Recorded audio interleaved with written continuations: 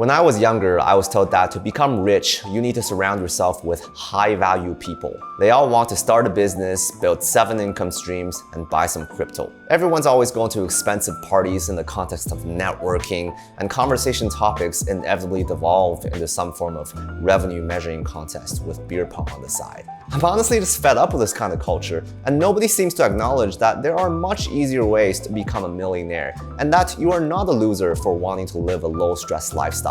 The whole point of having money in the first place is so you can chill out and do what you want to do. And that's exactly what I plan to do with my first million. In this video, I'm going to share with you everything I've learned on my journey to become a simple, frugal millionaire.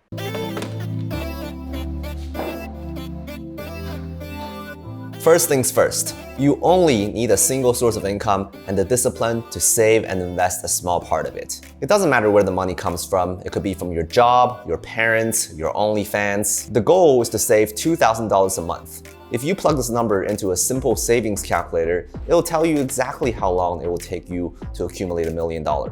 It'll take you roughly 30 years. I know, 30 years is unacceptable. Later in this video, we're going to talk about small tweaks you can make to dramatically cut down on the number of years. But for now, 30 years is what I call a baseline strategy. It means even if you end up being an abject failure at everything else in life, as long as you muster the discipline to save $2,000 a month, you'll still become a millionaire in due time.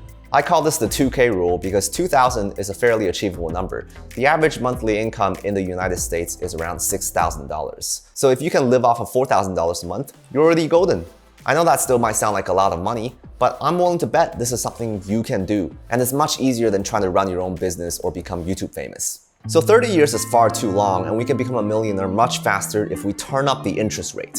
I'm not a financial advisor and I don't want to get into too many technical details, but one of the first things I do with my own income is to deposit them into a high-yield savings account at Wealthfront. They're currently offering a 4.8% annual percentage yield. They're FDIC insured and it only takes 10 minutes to set up an account. If we plug this number back into our savings calculator, we can get to $1 million in 23 years instead of 30. By taking 10 minutes of our time to set up a high-yield savings account, we've trimmed off a whole 7 years. 7 minutes for 10 years. I can't even overstate how much financial leverage this gives you. 23 years is our new baseline. It's still a long time, but we can reduce it down to 15 years if we double our savings from $2,000 to $4,000 a month. Saving an extra $2,000 a month takes a little bit of work, but it's not as much work as you might think.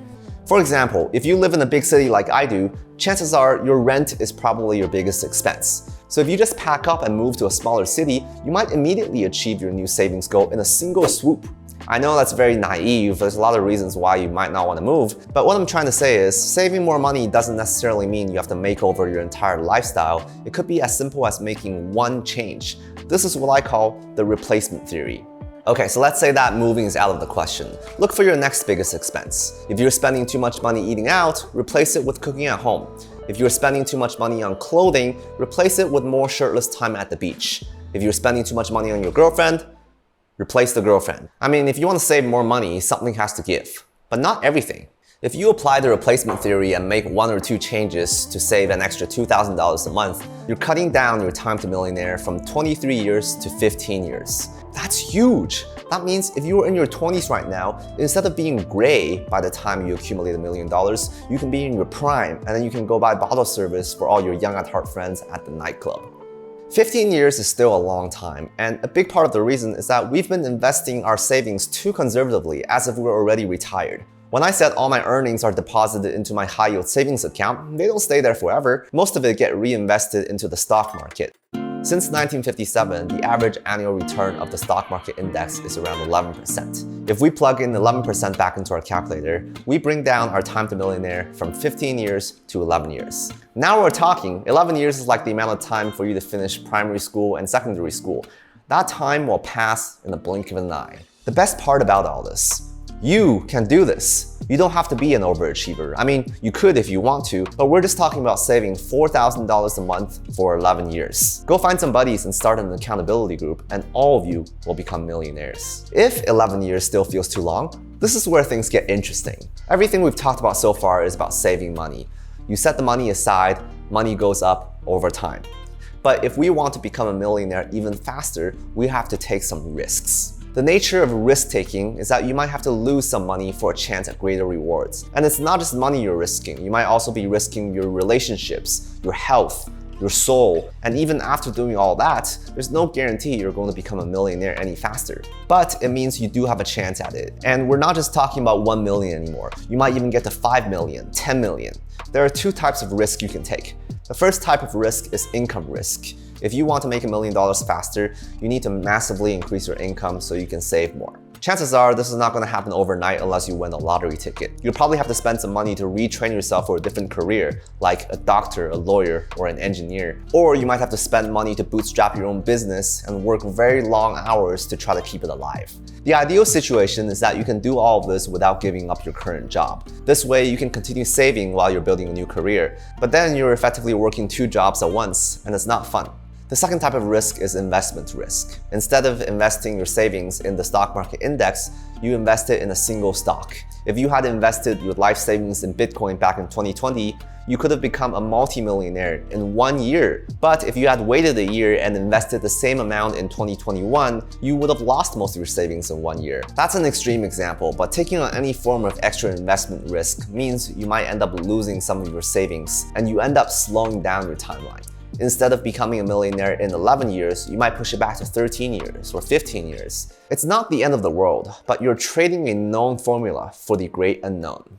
So now that we know the trade-offs, we have a decision to make. Do we take risks or do we just wait 11 years? The answer is, as always, it depends. For me, my mental health is my top priority. Even though I'm taking on a lot of financial risk right now, if I ever start to feel depressed about not becoming rich fast enough, or if I just become super stressed out, I'm going to take a step back and chill out. I made a whole video about why I'm so frugal, so I have complete trust in my ability to save $4,000 a month. That's my millionaire backup plan. I don't mind waiting an extra few years. Risk-taking should be treated like a hobby. When I make videos for this YouTube channel, sure, maybe one day I can start raking in some income, but it's really just a cherry on top at this point.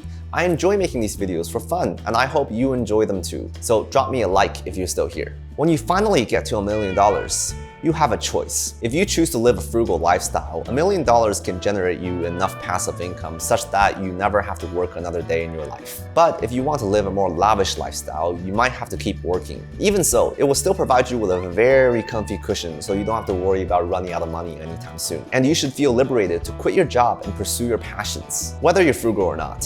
Financial independence was never just about money. It's about freeing us from jobs we hate so we can do what we want with our lives. If what you want in life is to keep making endless amounts of money, that's fine.